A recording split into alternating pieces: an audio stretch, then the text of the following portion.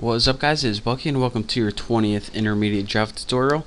And in this tutorial we are finally going to be going over applets, and this is probably the most common use of Java on the internet.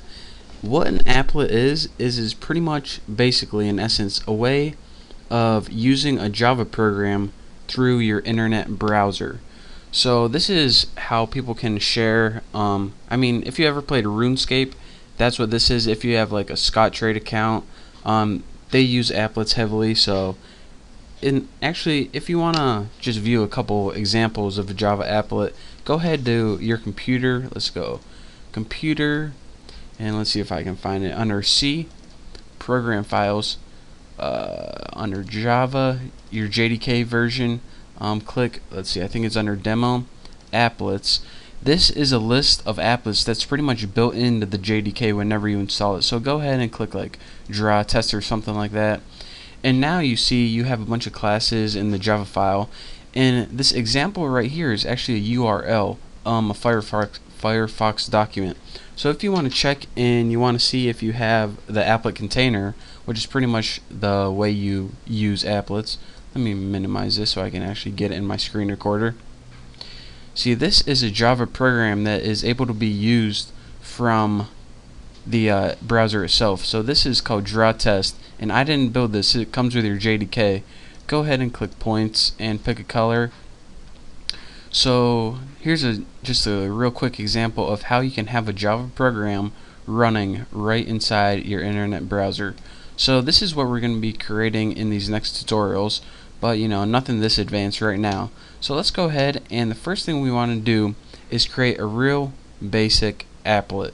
So go ahead and click import Java AWT, and what this is gonna, well, these are just your imports. You want to import Java X Swing as well, and the way you even set up a class is a little bit different.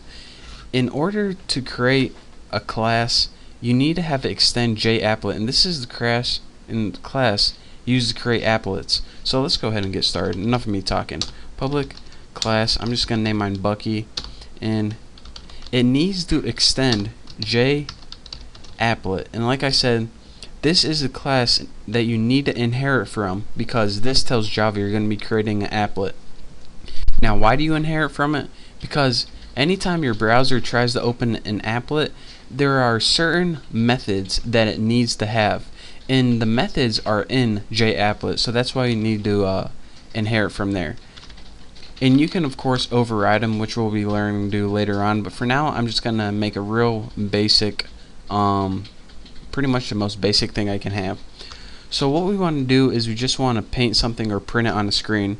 So go ahead and make a method public void paint, and of course you remember from our intermediate tutorials, these are our tutorials from long ago. You pass a graphics object in named G, and this allows you to paint on the screen or pretty much print text. So let's call a superclass of paint and pass it in that G that we just created. And now with our drawing object, which is G, we can draw strings on the screen. So draw string, and it takes 3 parameters, the iterator, which is pretty much the text. I don't know why they named it the iterator. We'll type wow, this actually worked. You can type anything you want. And the X and Y is of course the positioning. Put it 25 across and 25 down. So now here is our very first applet. And the cool thing about Eclipse is, of course, whenever we created a website, we want to go in with our FTP, but with Eclipse, you don't have to do all that. All you have to do is press run, press OK, and it'll start the applet viewer right for you. So here's your applet viewer, here's your status bar, this means the applet started, and here is our applet itself. So this would usually appear once you go to like someone's website like Scottrade or RuneScape or something. This would pop up, but for now it's just going to pop up as a standalone without having to do your web browser. So this is an excellent way of testing your applets real quick through that's the beauty of Eclipse. That's another reason why it's just totally awesome and you should get it. So if you're coding in Notepad++, that's another reason to download that. But now that we made a sample applet, I mean, we probably want to be learning to do some stuff other than just writing text to our screen. So now that we learned to create it, and now that you know your computer is not messed up, we can finally move on to the next tutorial.